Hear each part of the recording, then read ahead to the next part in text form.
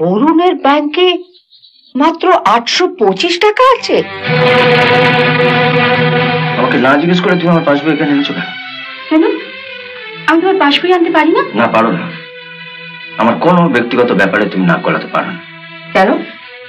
ও তোমার স্ত্রী হয়ে যদি পাসবুকটা নিয়ে আসে তাতে ক্ষতিটা কি হয়েছে?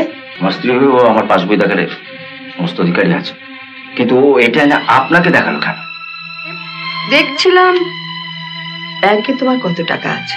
আমাকে জিজ্ঞেস করলেই তো পারতে, বলে দিতাম।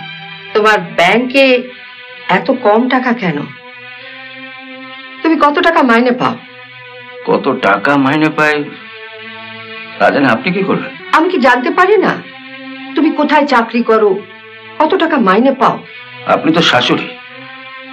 আমার মা বাবাকেও কোনোদিন জানতে দিইনি আমি কোথায় চাকরি করি, কত টাকা মাইনে পাই।